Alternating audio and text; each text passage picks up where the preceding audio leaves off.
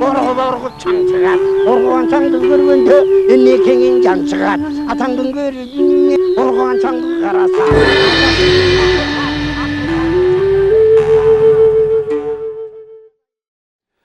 Assalamu alaikum urmаттуу телекөрүүчүлөр. Кайрадан сиздердин назарыңыздарга башканы коюп Манастай теле долбоорубуздун кезектеги чыгарылышын тартуулайбыз.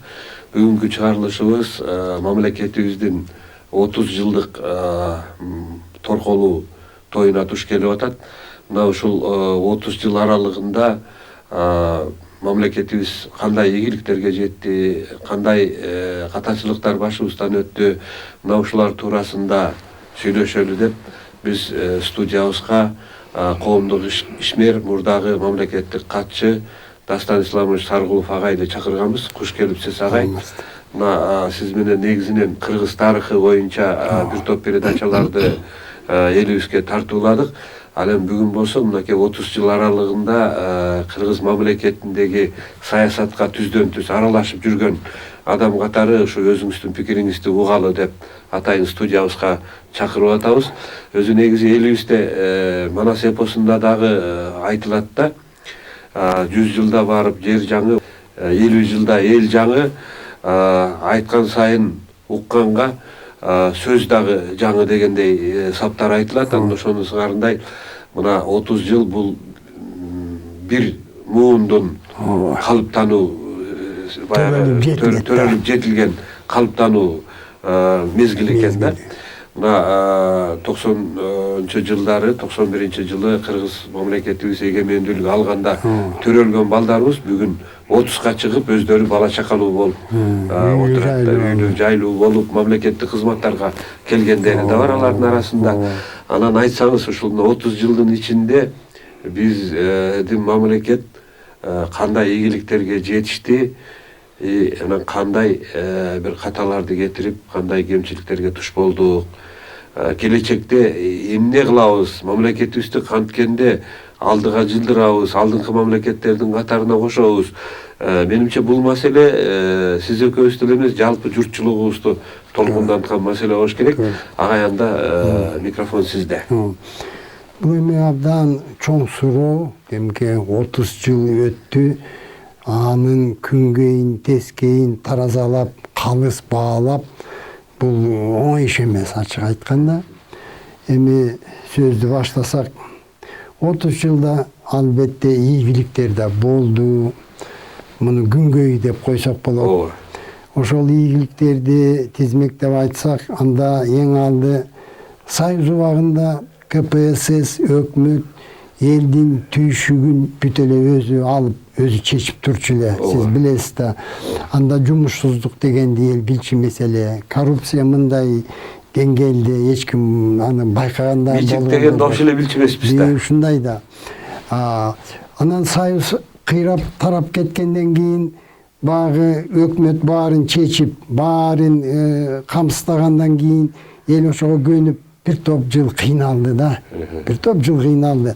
Бирок бара-бара эгемендүүлүктүн мезгилинде элибиз өзүнүн жанын өзү багып, өзүнүн көйгөйүн өзү чечип, өз алдынча болгонго көнүп калды, жолун тапты. Албетте бул ийгилик. Бул ийгилик деп айтыш керек. Кийинки жылдары эл өзүн да багып атат, бийликти да багып атат. Муну ачык айтыш керек. Мына мигранттар жылына 2 миллиардтын ар жак бер жагында акча которот экен. Мамлекеттин 1 жылдык бюджетине барабар каражат. Ошону бияктан бийлик мамлекетти жетектеп бюджетке 2 миллиардтай доллар түшүрүп атса, биздин мигранттар ар кайсы мамлекеттерде жүрүп, азап тозок менен акча таап 2 миллиард бияка жиберип атат. Бул жана ийгиликтердин бири. Экинчи ийгилик, мына эгемендүү орунда СССР мурда абдан жабык мамлекет эмес беле. Сыртка көп чыкчу эмес. Баары көзөмөлдөнүп турчу. Мына 30 жыл эгемендүү орунда эл кенен ар кайсы батыш чыгыш өлкөлөрүнө барып, көрүп, ишкерлик менен барып, же болбосо sayakat kılıp barıp, dен соолугуна байланыштуу барып, элдин көзү ачылды. Эл көп нерсени байкады, көрдү. Мурда Союз убагында пропаганда бир аз апыртып же жаап жашыргандардын баарын эл азыр ачык таразалаганга мүмкүнчүлүк алды да. Бу дагы ошол ийгиликтердин экинчиси деп айтсак болот. Үчүнчү ийгилик Союз убагында КПССтин саясаты, пропагандасы абдан күчтүү эле да. Аны көрүп калдыңыз да сиз дагы. Бирок бир топ чындыкка дал келбеген маалыматты биздин аң сезимибизге сиңирип койду да. Аны азыр кийин түшүнүп атабыз да. Мына ошол биздин тарыхыбыз жок, силер жакында эле эл болуп калыптандыңар, артта калгансыңар, маданиятсыз элсиңер деп бизди ушундай жалган маалыматка сугарып койду да бир 3-4 муун кыргыз элин. Мына үчүнчү чоң ийгилик азыр эгемен доорунда мүмкүнчүлүк пайда болду. Накты өзүбүздүн тарыхыбыз, өзүбүздүн бабаларыбыздын басып өткөн жолун, анын рухий дөөлөтүн, рухий казынасын, ушунун баарын калыс таразалаганга мүмкүнчүлүк ачылды. Албетте бул дагы ийгилик. Эгерде КПСС тура берсе, бул жөнүндө сөз кылуу мүмкүн эмес эле да, туурабы? Бул дагы бир ийгилик. Анан эми ачык айтканда, эгемендүүлүк өзү чоң ийгилик да. Эгемендүүлүк, мына билесиз, курд эли 40 миллионго жакын. Көз карандысыз мамлекети жок, эгемендүүлүктү эңсеп жете албай келатат да. Же болбосо уйгурлар, бир тууган уйгур эли, булар да 30 миллиондон ашып кетти да. Ушундай бир топ элдер бар. Саны бир канча миллион, бирок эгемендүүлүккө жете албайт. Бирөөдүн саясатына, бирөөдүн идеологиясына, ошого көнгөнгө мажбур болуп өз алдынча өнүгө албай келаткандарды да көрүп атабыз. Ошон үчүн бу дагы ошол чоң ийгилик, чоң жетишкендик, 30 жыл бою өйдөлдүй болду. Бирок эгемендүүлүктү биз сактап келатабыз. Бу дагы ийгиликтердин бири. Себеби жакшы билесиз, бир нече жолу эл нааразы болуп, президенттери кызматтан мөөнөтүнөн мурда кеткенге мажбурлады. Ошондой олку учурларда дагы элдин даанышмандыгы менен, акылмандыгы менен, сабырдуулугу менен биз эгемендүүлүктү сактап келдик да. Сактап калдык. Өз агай негизи бир топ мамлекеттерде жанагы көңтөрүштөр болгондон кийин, революция болгондон кийин басылбай узакка созулган баягы тирешүүлөр болуп келүүдө да. Анан бул мындай алсак, ошо биздин постсоветтик мамлекеттердин арасында деле ошол нерсе байкалып келүүдө да. Анан бизде Кыргызстанда чынында 1-2 күнгө эле созулуп, анан кийин кайра элибиз тынчтанып, баягы кадимки нугуна түшүп, жашоо уланып эметкендиги бул элибиздин, демек, элибиздин акылмандыгы, элибиздин сабырдуулугу, элибиздин баягы жакшылыкка карай умтулуусу деп түшүнсөк болот да, Ачык айтыш керек. Ушул 1-2 жолу, 3 жолу инкылап деп айтып атабыз. Билик алмашып атат. Болгондо дагы мыйзамдын чегинде эмес, элдин мүдө талабы менен алмашып атат. Албетте тынч эле абал ордуна келгени бул саясатчылардын эмгеги деле эмес, ачык айтыш керек.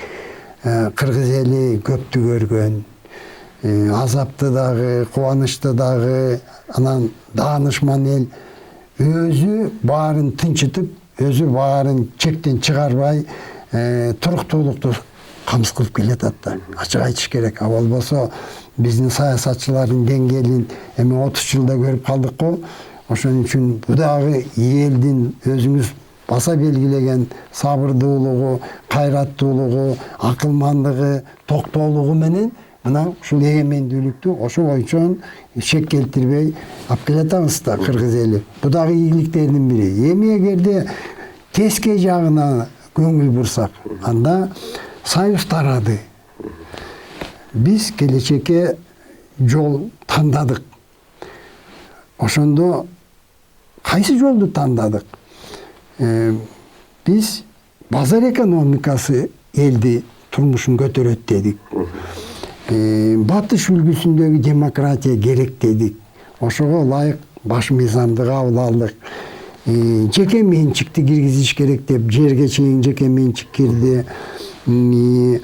Анан идеологиядан арылыш керек, бунун кереги жок экен деген да көз караш менен жолду тандадык да. Мына 30 жыл өттү. Бул жол өзүн актадыбы же актаган жокпу? Мына маселе ушул жерде болуп турат да. Эми эгерде калыс айтсак, 30 жыл ичинде баш мыйзамды 10 жолу өзгөрттүк. 11 жолу. 11 жолу өзгөрттүк. Өкмөт жетектеген адамдарды 30 жылда 30'ун алмаштырдык. Эки президент өздөрү качып, элге кылган кыянатчылык иштеринен коркуп өздөрү качып, бирөө соттолду, бирөө качып жүрөт, үчүнчүсү абакта жатат. Канча премьер-министрлер соттолду, туруктуулук болгон жок да. Анан ачык айтканда айыл чарбанын абалы талкаланып калды да. Өнөр жайды дагы колдон алдырып жибердик. Жүрүп отуруп экономика чарба багытында алсак, же болбосо кылмыштуулукту алсак, же болбосо мына азыр канатын жайган коррупция, бул саранча талааны баскандай эле болуп калды да азыр. Коррупция жок жерди бийликте табуу кыйын болуп калды. Демек, ушунун баары бир жыйынтыкка алып келет. Президенттер, депутаттар, премьер-министрлер элдин мүдөөсүн актай албаганын ачык айтышыбыз керек да. Эл үмүтү акталган жок. Себеби адилетсиз бийлик жүргүзүлүп атат. Эл бай кедей болуп бөлүндү. 2,5 миллион элибиз жакырчылыкта деп расмий маалымат айтып атат. Анан жумушсуздуктун кесепетинен 1 миллиондон ашык мекендештерибиз бөлөк жерге, бөтөн элге кетүүгө аргасыз болду да, жанын багыш керек да. Ошондой. Ушунун баарын жыйынтыктап алсак, анда ушул тандаган жолубуз өзүн актаган жок деген жыйынтыкка келебиз да. Себеби ошол Союз ыдыраганда тандаган жолубуз мамлекеттин саясий түзүлүшү, мамлекеттин башкаруу түзүмү жараксыз экенин тунуш көрсөттү да. Эгерде жарактуу болсо, анда эл 3 инкылапка барбайт эле да. Агай, мынакей, сиз совет доорунда баягы шаарды, мамлекетибиздеги чоң шаарлардын бирин башкаргансыз. Кийин эгемендүүлүк алгандан кийин область башкардыңыз. Кыргыз алдын концернинде болдуңуз, анан мамлекеттик катчы болдуңуз. Ортодо баягы сүргүндө да жүрдүңүз. Анан кийин жала менен камалып дагы соттолуп 4 жылга жатып чыктыңыз. Негизинен ушу Кыргызстандагы 30 жыл ичинде эмнелер гана башыңыздан өткөн жок да? Бийликтин жогорку бутагында да болдуңуз, ортоңку бутагында дагы, куугунтукта да жүрдүңүз да. Анан ушул мезгилдерде мындай кандайдыр бир тыянак чыгарып, ушундай системаны канткенде оңдойбуз деген бир тыянакка келдиңизби? Ошол кандай, ушуну бөлүшсөңүз жакшы болор эле. Туура, темке. Эгерде жыйынтыктап айтканда, мына 30 жыл эгемен доорунун негизги жыйынтыктары анын тескейи деп айтсак, эң чоң кемчилик, эң чоң жоготуу Кыргызстанда эл үмүтүн актап, эл үчүн иштеген мамлекет башкаруу түзүмүн биз таба элекпиз да. Ошо издөөнүн эле үстүндө жүрөбүз. Мына былтыр октябрда окуялар болду. Ошондон кийин жаңы баш мыйзам кабыл алынды. Мүмкүн ушул баш мыйзам ошол талапка жооп береби деген үмүт менен эл жашап атат да азыр. Экинчи чоң кемчилик, ачык айтканда, ал мындай 30 жыл ичинде бир дагы президент, бир дагы депутат, бир дагы министр, премьер-министр өзүнүн кылган ишине элге отчет берген жок. Элге жооп берген жок. 30 жыл бою канча адам бийлик жүргүздү. Президент болду, өкмөттү башкарды, жогорку кеңештин депутаты болду, жогорку кеңешти башкарды. Бирок ушулардын бири дагы кылган иши жөнүндө элге отчет берген жок да. Бул жоопкерчиликсиздикти жаратып атпайбы? Алар албетте жарды болгон жок, капчыктарын толтурду, басып кетип калды да. Эл кыйналып, кимден талап кылат, кимден сурайт, билбей калды да. Өзү негизи агай, мынагу союз тараганда баягы Кыргыз республикасынын, Кыргыз Советтик Социалисттик Республикасынын экономикасы бир топ жогорку деңгээлде болгон да, туурабы. Кыргызстан эт менен Москваны, Ленинградты, баягы миллиондогон эл жашаган шаарларды камсыздап турган да. Кыргызстанда 40-тан ашык ири заводдор бар эле. Айыл чарбасын айтпаганда баягы өндүрүштүк ишканалар бар эле.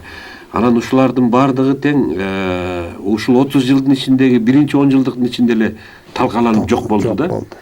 Анан баягы мурда бул баягы чарбадагы мүлктөрдүн бардыгы мамлекеттики болуп эсептелген да.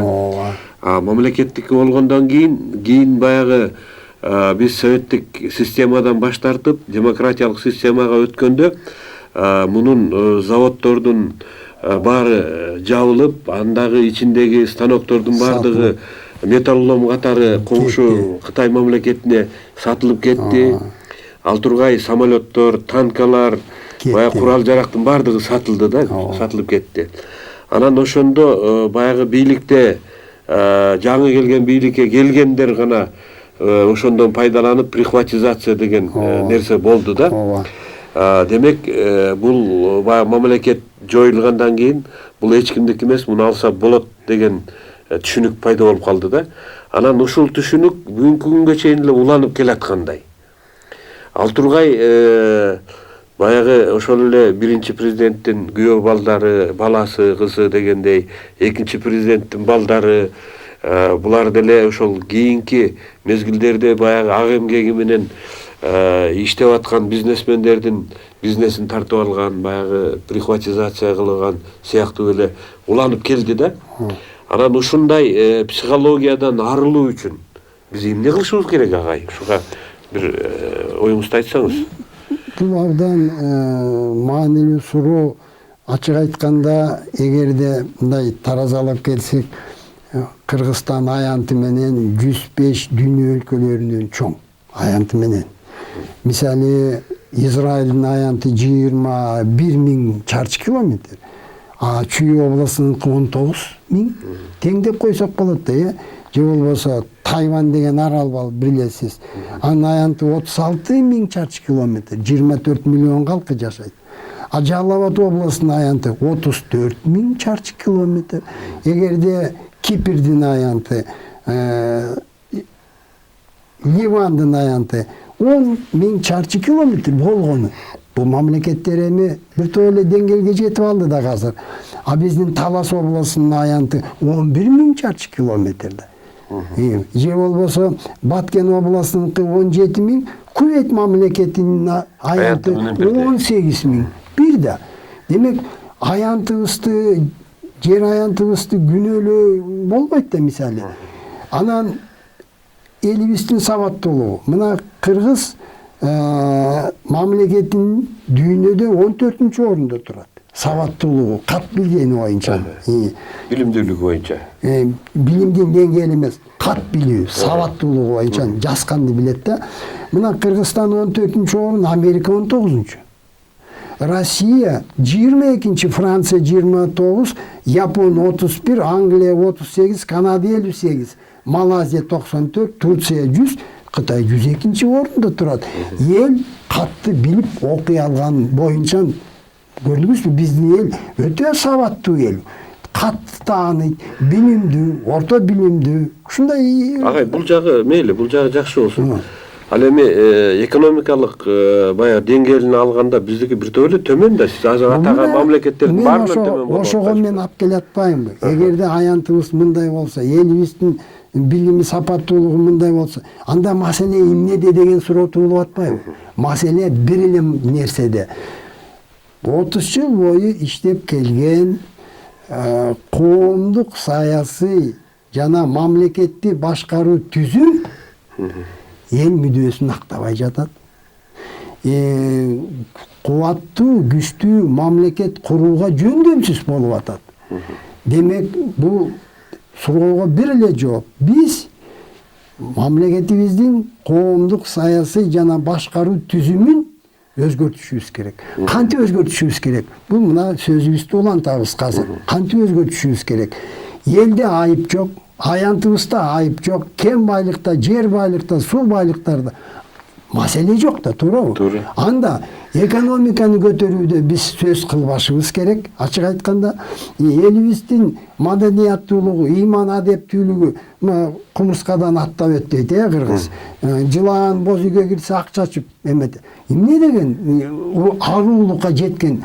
Анда маселе эмнеде? Маселе 30 жыл бою элдин мүдөө талабын аткарбаган, биздин тарыхый басып өткөн жолго төп келмеген, тескерисинче карама каршы келген коомдук саясий жана мамлекет башкаруу түзүмгө биз байланып калдык да. Ушуну өзгөртүшүбүз керек. Себеби мына айтып атпаймынбы, 30 жылда бир дагы бийлик жүргүзгөн адам элге жооп бербейт. Эгерде сиз жеке менчик машинеңизди бирөөгө бериңиз 3 айга эчтеке жооп бербейт деп талкалап коебу? Туура. Эгерде бир короо коюңуз бар, 150 койду мага бериңиз 1 жылга, мен эчтеке жооп бербейм. Сиз 150 кой жоготосуз. Биз мамлекетти 5 жылга беребиз президентке, 5 жылга беребиз жогорку кеңешке, алардын бири да эчтекеге жооп бербейт. Каалашынча бийлик жүргүзөт, басып кете берет. 30 жыл ошого күбө болдук да. Мына бир гезит жарыялады. 30 жыл ичинде эл казнасынан 29 миллиард доллар уурдалган экен. Биринчи президенттики 4 миллиард деп атат, экинчи президенттики 7 деп атат, 9 деп атат. Анан кийин жан жөөкөрлөрү Ширшо, Балкыбек, бир топ ысымдарын, Данияр Үсенов. Булардын баары 1,5-2 миллиардтан эл казнасынан акчаны алып кетти да. А болбосо Англияга барып, ошо деңизден арал сатып алганга канча акча керек? Сатып алып атат, туурабы? Эл казнасын тонойт, жооп бербейт, миллиард долларларды уурдайт, кете берет. Анан кантип элдин турмушу оңолот эгерде биздин саясий система ушундай болсо. Мисалы бир эле чети коррупция дейлик. Мына коррупция менен күрөш башталды деп атабыз.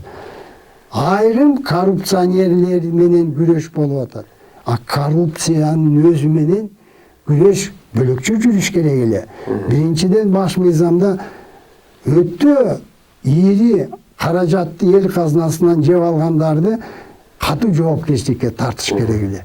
А бизде 30 жылда ушунча жоготуу болду, бир адам тартылдыбы?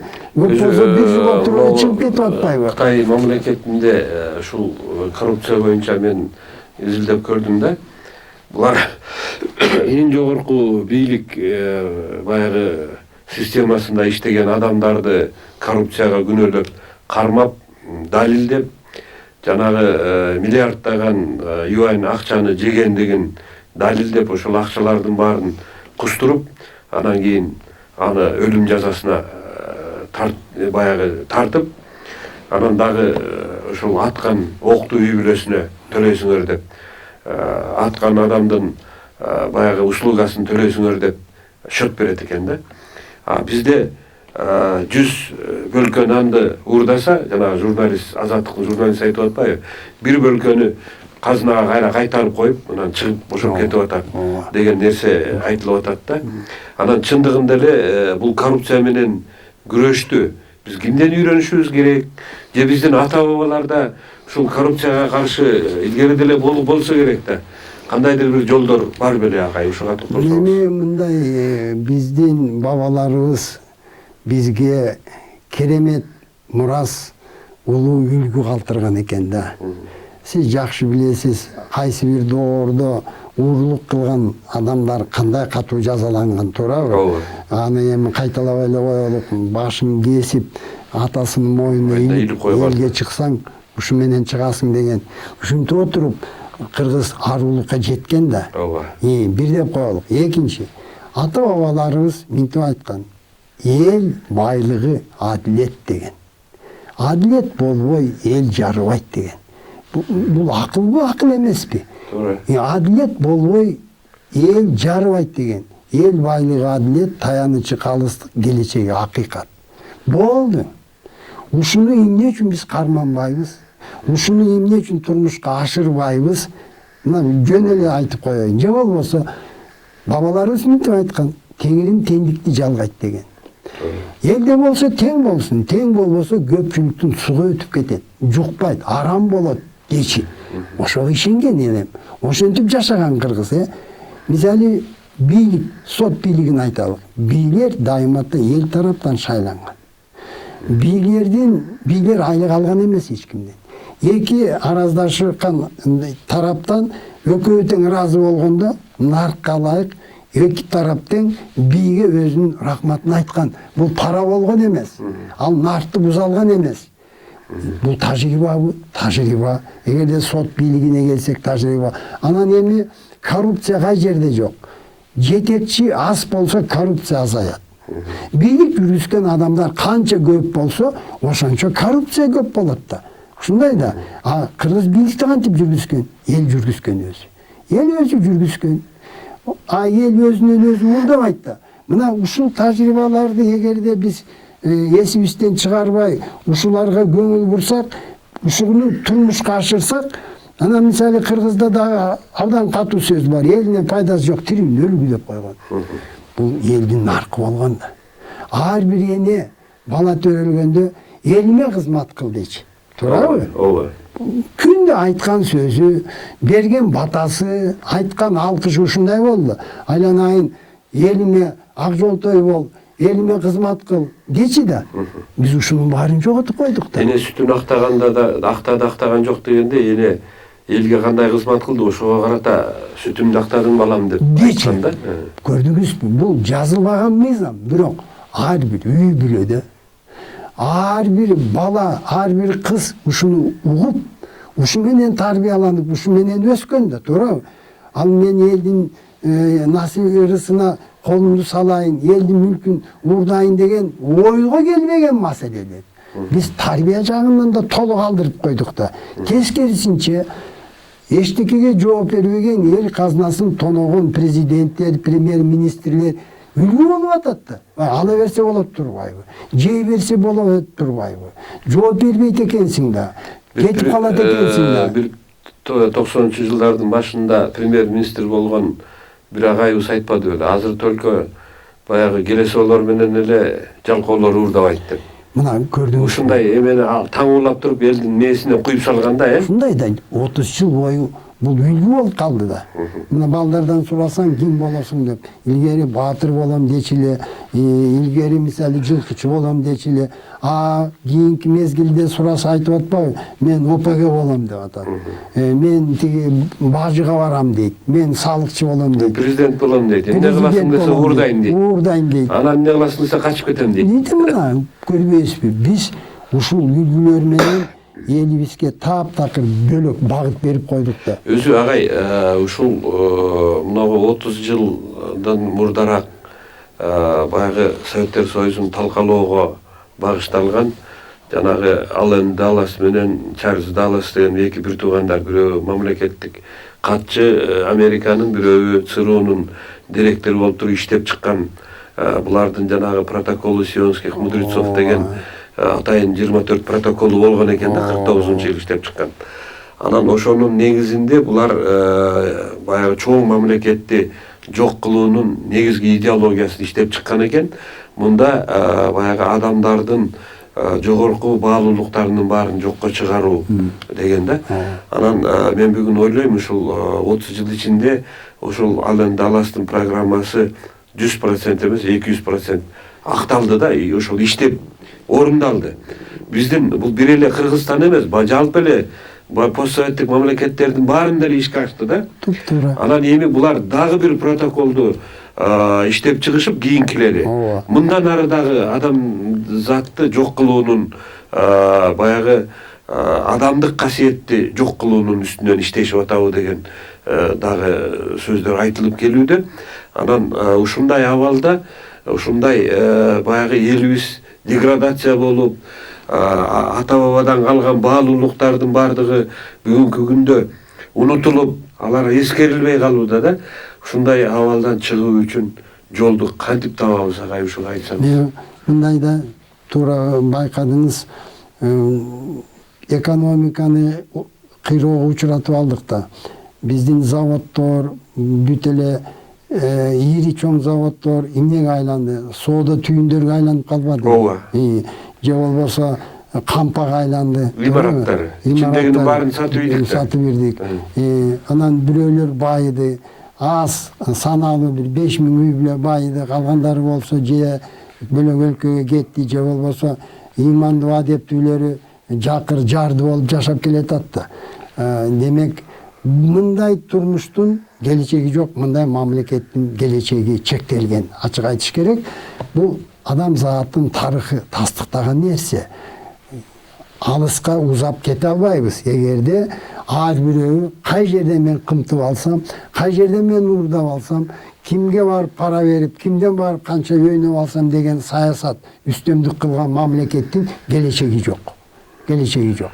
Бирок бизге бабаларыбыз чоң тажрыйба калтырган.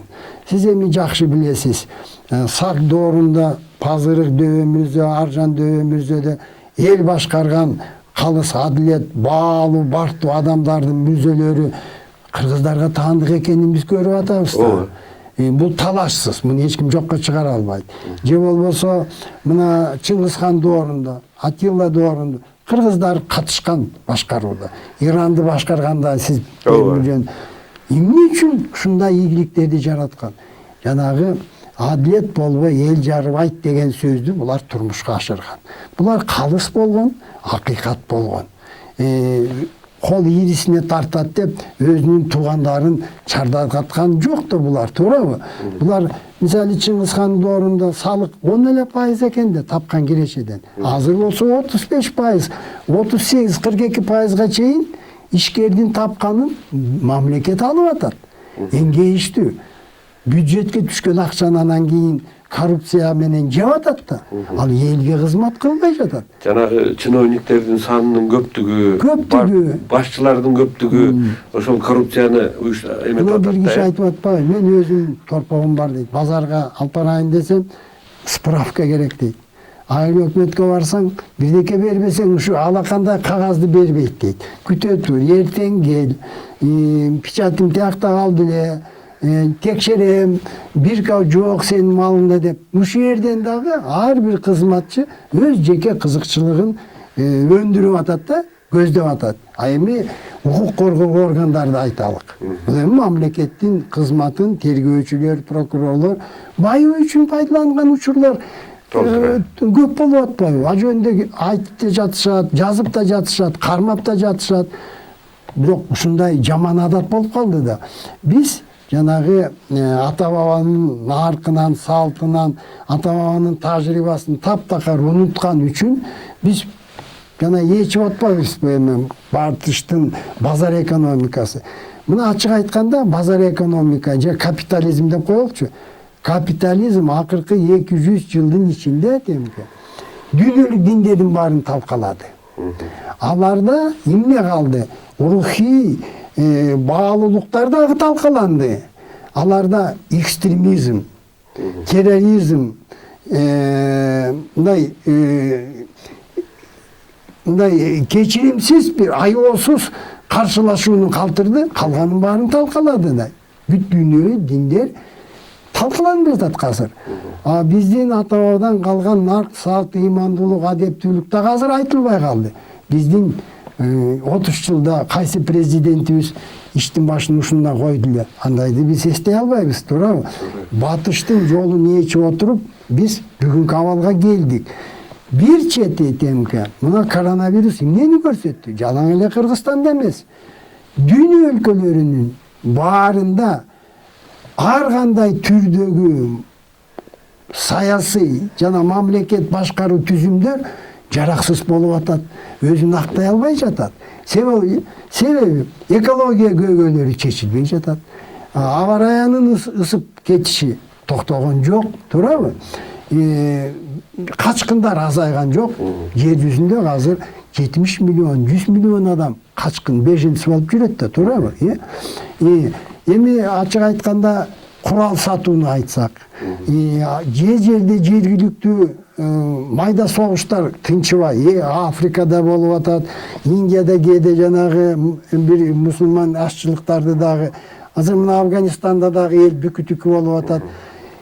Коронавирус ачыктады азыр. Калыптанган саясий, мамлекеттик башкаруу түзүлүштөр булар да жараксыз болуп атат. Ошон үчүн бул маселе жалпы адамзатка да маанилүү. Эми эгерде өзүбүзгө, кыргыз мамлекетине келсек, мына 30 жыл өттү. Эми келечекке көз жүгүртүшүбүз керек да. Кимдин көзү менен биз карашыбыз керек өзүбүздүн келечегибизге? Баягы эле капитализм, базар экономика, жеке менчиктин көзү менен карасакпы? Же бөлөкчө, же Маркс, Энгельс, Лениндин көзү менен карайбызбы? Же Дэн Сяопиндин көзү менен, а кишинин мурас акылы менен келечекке жол издейбизби? Бул өтө маанилүү маселе. Буга жол издегенде ачык эле айтыш керек. Бизге 30 жылда Швейцария болобуз дедик, Малайзия болобуз дедик, Турция болобуз дедик. Бүгүнкү абалга келдик. Демек, биз эч качан француз боло албайбыз, орус боло албайбыз, кыргыз бир тууган казак да боло албайт, туурабы? Бөлөкбүз. Себеби бул жараткандын тандоосу. Бул дүйнөгө ким Кытай болуп келет, ким немис, ким кыргыз болуп келет. Анын мааниси мындай: жараткан айтып атат, ар бир улутка өзүңөрдүн энчиңерди буйрудум. Өзүңөрдүн жолуңар бар. Өз алдынча окат кылгыла. А биз болсо ата-бабадан калган 7000 жылдык тажрыйбаны четке кагып, тарыхыбызды унутуп, тарыхыбыздан баш тартып, анан келечекке жол таппай жатабыз да. Мына келечекке жол таппаганын бир себеби бабалардын тарыхый басып өткөн жолун биз унуттук, четке кактык. Бизге кереги жок бул. Биз батыштын жолу менен барабыз, биз Швейцариянын жолу менен барабыз, Турциянын жолу менен барабыз деп бүгүнкү абалга келип отурабыз. Ошон үчүн эң негизи ата-бабадан калган улуу дөөлөткө көңүл бурушубуз керек. Өзү негизи ушул ата-баба, ата салты, кыргыздын үрп адаты, каадасы, нарк насили жөнүндө сөз болгондо эле арабыздагы эле өзүбүздүн замандаштарыбыздын бир катар бөлүгү мына булар эскичиликке элди сүйрөп атат, үгүттөп атат деген сыяктуу дагы пикирлер айтылып калып жүрөт да. Анан ушундай абалда ошол ата-бабанын жолуна жалпы элди түшүрүүдө кандайдыр бир методиканы ойлоп табышыбыз керекпи, же болбосо эмне кылышыбыз керек деп ойлойсуз? Негизи биринчиден мамлекет башкаруунун пайдубалы баш мыйзамда. Баш мыйзам эгерде иштебесе, эл 3 жолу таш мыйзамды колдонду да. Эми качанга чейин эле ушинтип отурабыз. Бир чети эл аргасыздан ошого барып атат. Айла жоктон барып атат. Туурабы? Бийлик элди укпаса, бийлик калыс болбосо, адилет болбосо, эмне кылыш керек? Эмне кылыш керек? Отура бериш керекпи? Акыркы 20 жылда эл добуш берүү үчүн эле керек болуп калды. Ошондой туюм болуп калды да? Иш жүзүндө ошондой болду да. Добуш бересиз 5 жылда бир жолу. Анан 5 жыл чыдап отурасыз. Себеби бийликке үдүңүз жетпейт. Бийлик элдин мүдө талабын чечпейт. Эгерде сындасаң, чындыкты айтсаң, сен оппозициясың дейт. Сен көрө албайсың биздин ийгиликтерди дейт. Ошон үчүн өлкө өнүкпөй келатат да. Ошон үчүн мен добуш бергем десе, добушуңа акча алгансың дейт. Добушуңа акча албадың белең сен эми. Сен эми отура бер дейт. Мына көрдүңүзбү? Эл электорат болуп калды, население болуп калды. Анан добуш берүү үчүн эле пайдаланып калды да. Бийликтин ээси болбой калды дейсизби? Бизде бабаларыбыз кантип айткан, бийлик жаратканда деген.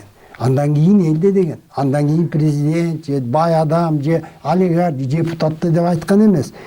Бийлик жаратканда андан кийин элде деген. Бул турмушка элдик курултай аркылуу ашып келген. Биз саясий түзүмдүн пайдалуу болгон баш мыйзамды ата-бабаларыбыздын мурасына төп келген, ишке ашат турган маңызда түзүшүбүз керек. Ошол жерде албетте жоопкерчилик болуш керек.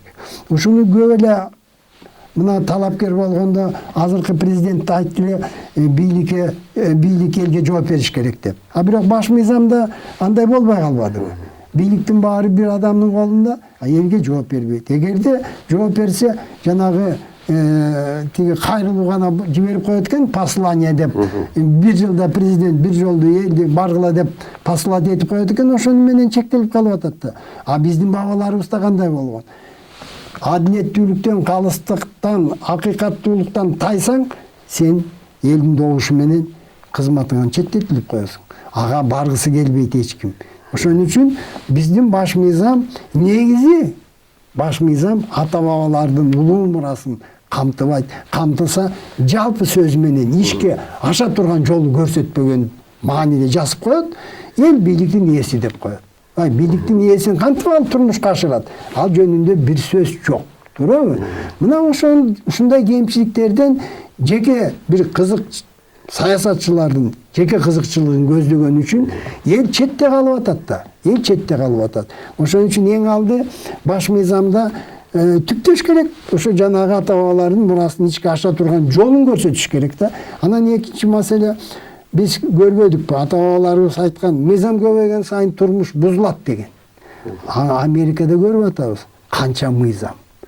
Бир топ мыйзам бири-бирине карама-каршы келет экен. Бир топ мыйзамдар иштебейт экен. Биздеги мыйзамдар деле ошондой. Биздеги мыйзамдар ошондой. Же болбосо биздин мыйзамдар санаалуу бир чектелген топ үчүн иштейт, калган көпчүлүк үчүн иштебейт. Бийликте жүргөн депутаттар үчүн иштейт. Же болбосо министр, губернатор, же прокурор сот үчүн иштейт. Карапайым адам үчүн иштебейт мыйзам. Ошондой мыйзамдарды биз кабыл алып атабыз да. Аны ким кабыл алды? Аны өзбек туугандар келип кабыл алып берген жок. Туура. Аны жанагы депутаттар кабыл алды. Алар акча берип депутат болду. Демек бийликтин союлунан корккон адамдар. Мына жанагы 5 кодексти бир күндө 3 окуудан 5 кодексти кабыл алды. А турмушка кийин эмнени көрсөтүп атат? Кадам жасасаң эле бир кодекс бирөөнө карама-каршы.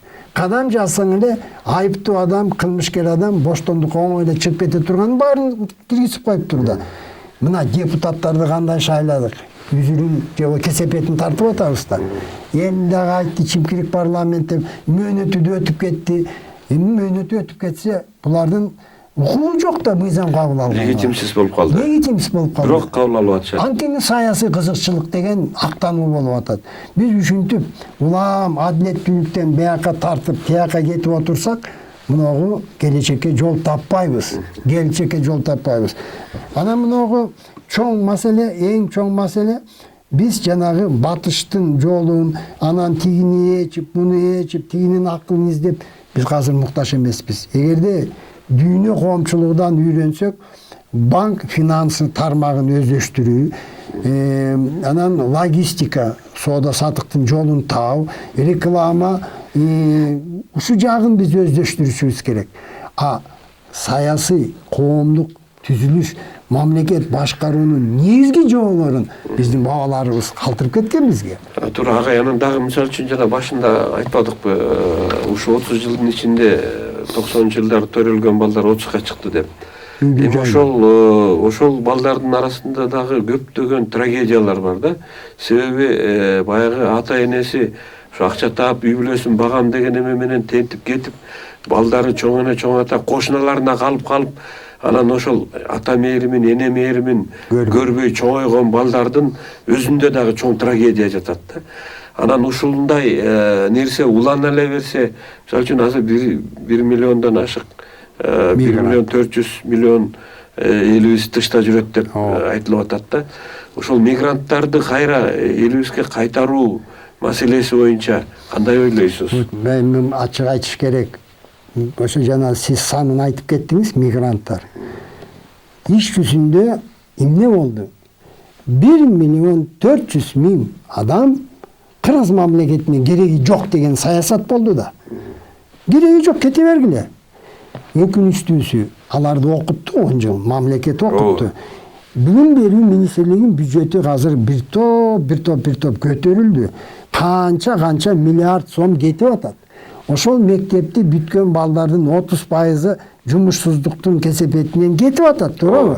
Демек, ошончо акчаны биздин мамлекет жумшады, балага билим берүү, баланы бойго жеткизип, анан айтып атпайбы, эми сен күчкө толуп, иштей турган мезгилге жеттиң, сен мага кереги жоксуң, сен кыргыз мамлекетине кереги жоксуң, берде жумуш жок сен үчүн.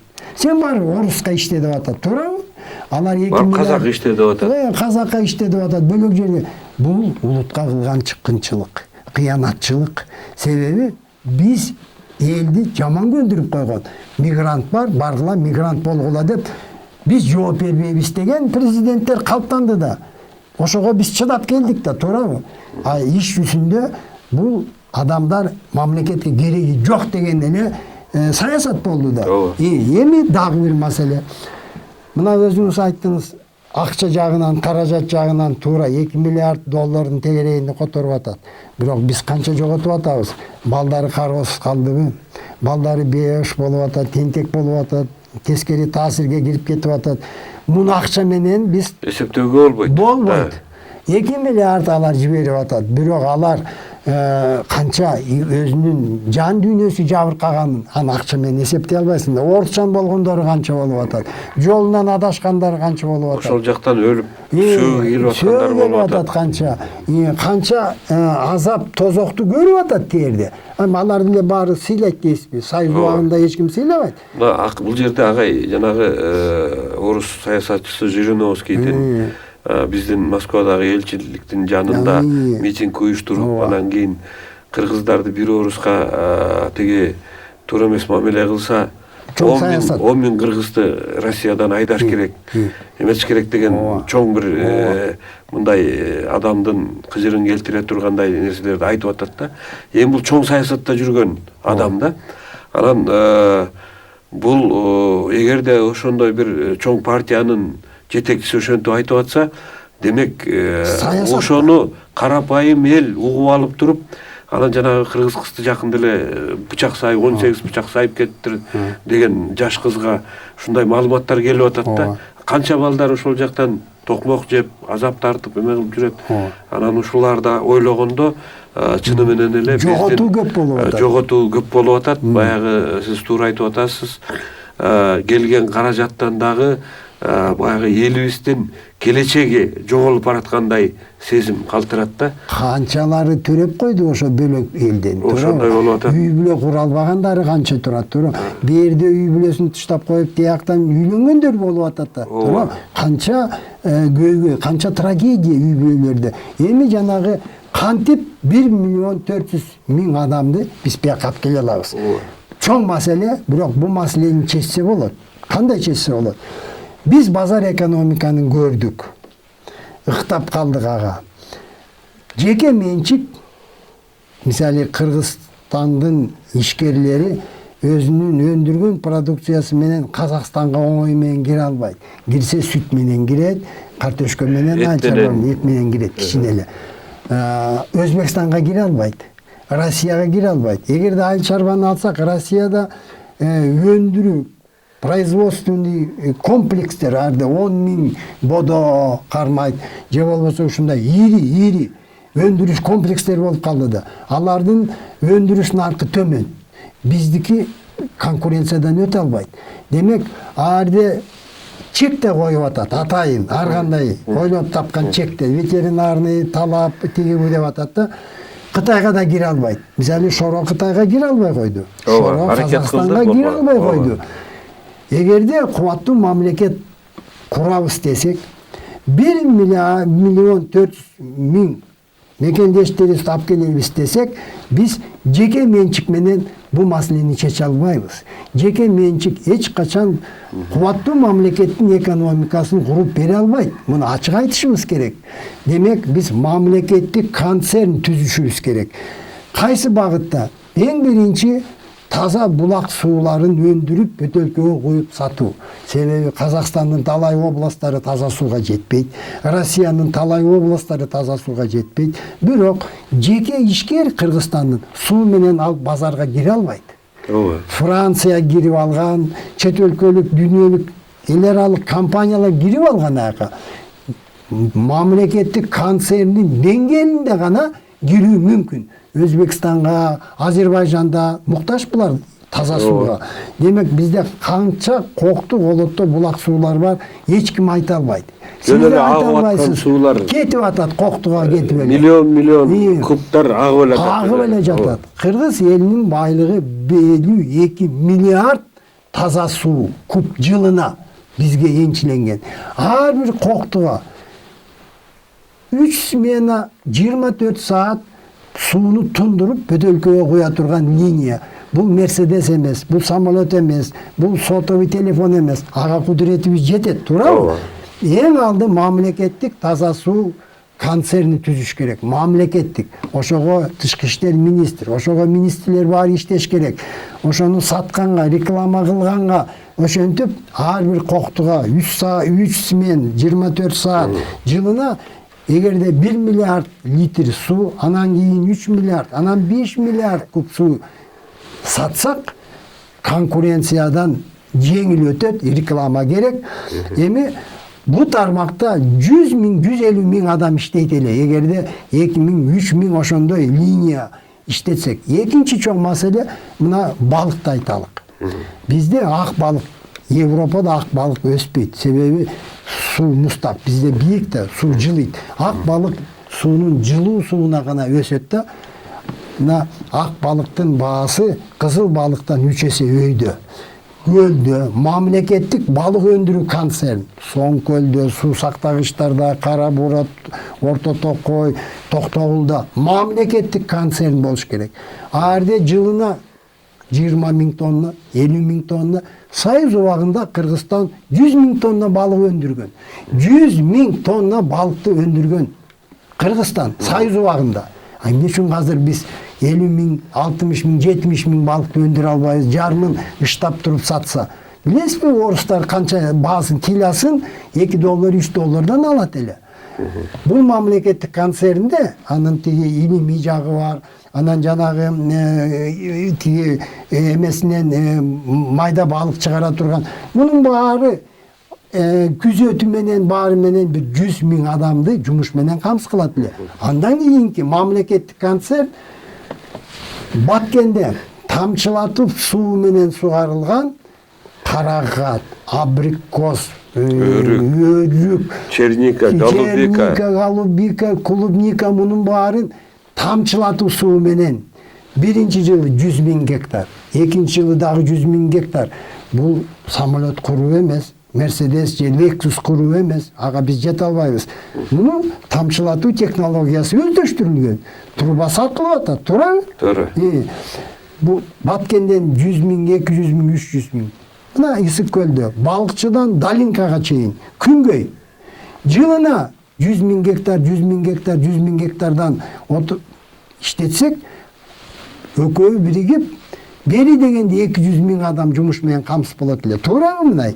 Туура. Дагы мен айтып коеюн, өтө пайдаланбаган мүмкүнчүлүк айыл чарба тармагы. Азыр айыл чарба тармагы салыштырмалуу экологиялык таза. Бирок баары бир жерди биз химия менен, пестицид, гербицид менен улантып койдук. Ооба. Тамак аштын күчү жок. Эмне үчүн коронавирус күчөп атат? Иммунитет жок. Ичкен тамак жел. Ал түгүл жанагы малга дагы бат семиртиш үчүн уколдорду сайып атат. Ийне сайып атат. Бул дагы бар келип эле адамдын организмин талкалай турган дарылар экен. Коронавирус ошон үчүн айтты да, муну жолуңар жарга такаласыңар. Азыр мына вируска туруштук жок, себеби ичкен тамагың жел, баары эле дары, баары химия, ал иммунитетти бербейт. Ушундай болуп атат да. Ошон үчүн дүйнөдө премиум класс деген айыл чарба продукциясын саткан тармак бар. Жылына азыр $90 миллиард.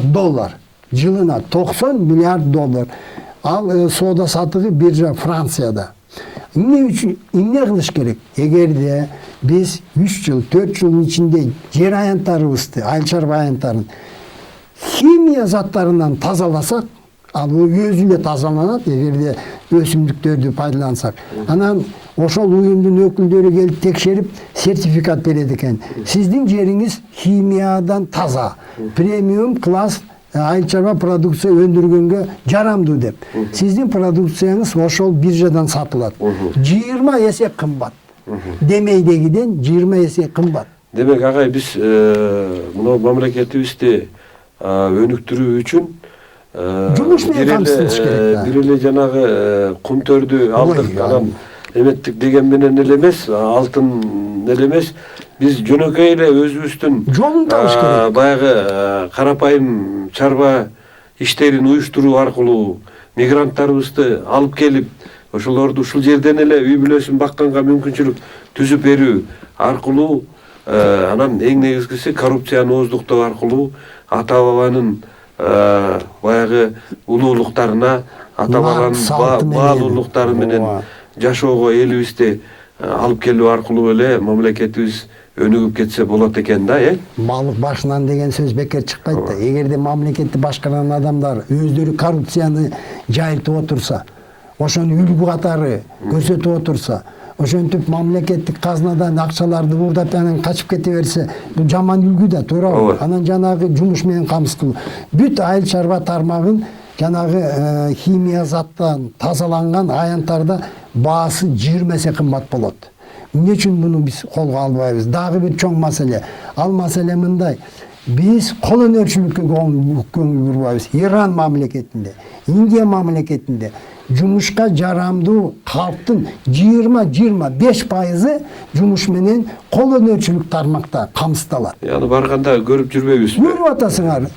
Ел алып атат да. Турцияда ички дүң продукциянын 11%-ын кол өнөрчүлөр берет экен. Кол өнөрчүлөр эми туристтерге барды, сатып келип атат да. Бизде чи оромо деген өнөр бар, Бул кыргыздарга гана таандык. Дүйнө кол өнөрчүлөрү муну билбейт экен. Чи бизде өсөт экен да. Ошонун бир мындай 1 метр 50 сантиметр үлгүсүн айтып атат $3.000 алат элек деп атат.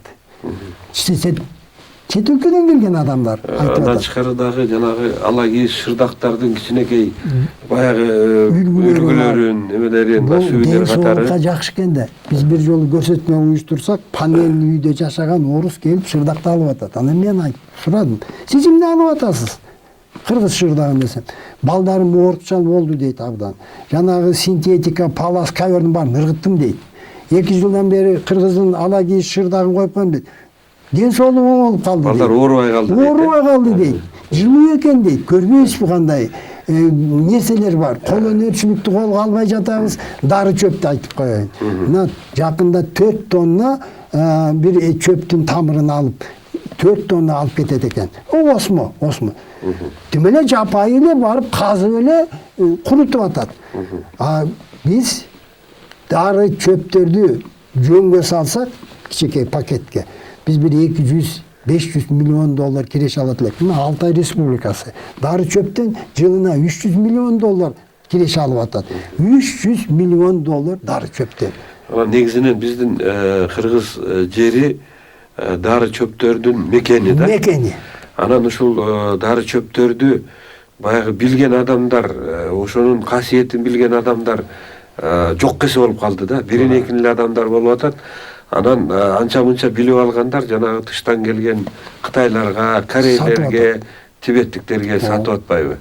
Анан чынында эле бул дагы кыргыз экономикасын өнүктүрүүнүн бирден бир чоң багыты десек болот. Токой чарбаны да көңүл буруш керек. Мына Вьетнамды карасаңыз, Корея менен Вьетнам, самолет менен учсаңыз бүт жашыл.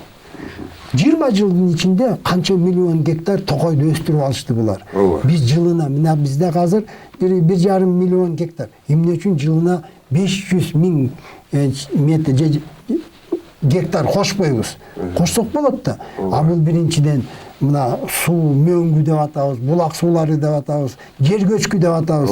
Бунун баары даб экен дагы, туурабы? Андан тышкары жыгачтан эмерек буюм тайым жасаса болот эле да. Бул өзүнчө бир тармак болот эле өнөр жай. Эмне үчүн муну колго албайбыз биз? Ушундай мүмкүнчүлүктөрдү пайдаланбагандан кийин биз кимди күнөөлөйбүз азыр? Ата бабаларыбыз бизге керемет бейиштин төрүндө мекен калтырган экен. Биз көрүп атабыз да, мисалы Израиль. Израилдин аянты 21 миң чарчы. 21 миң.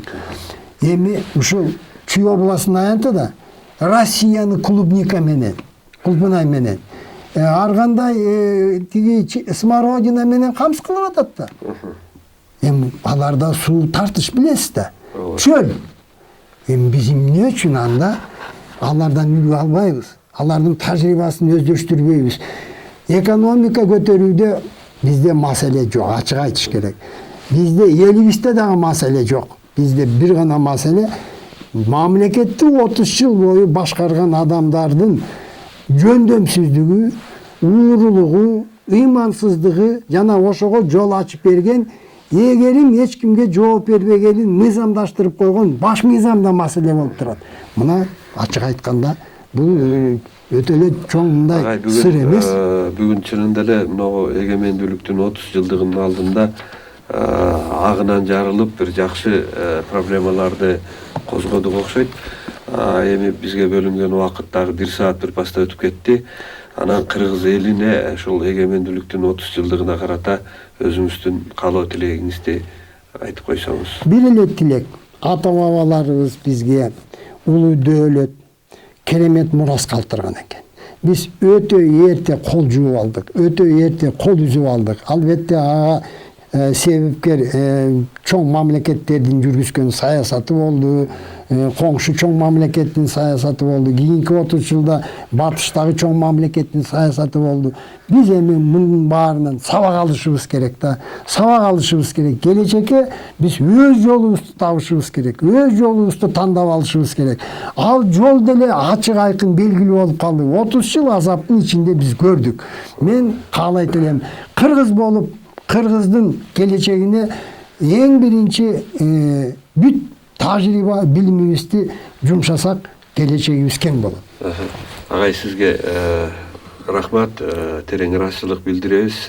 Атайын студиябызга келип ушул элдин көйгөйүн, мамлекетибиз канткенде келечекке жол табабыз, канткенде мына 30 жылдан алган сабактан баягы кетирген каталарыбызды оңдоп мамлекетибизди канткенде жаңы бир деңгээлге чыгарабыз деген маселе менен келип отурасыз. Чың ден соолук каалайбыз. Урматтуу телекөрүүчүлөр, мынакей алдыбызда белгилейли деп турган 30 жылдык эгемендүүлүгүбүз кут болсун.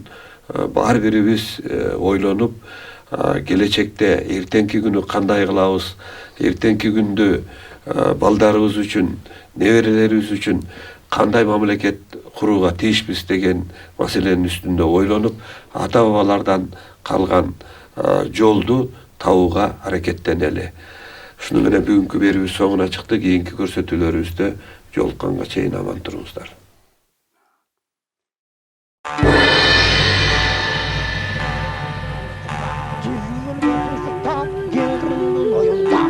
Deniz boyunda orgu çan çıkar. Orguan çandı görgünde ne kengin can çıkar. Atandın görgünde orguan çandı karasa.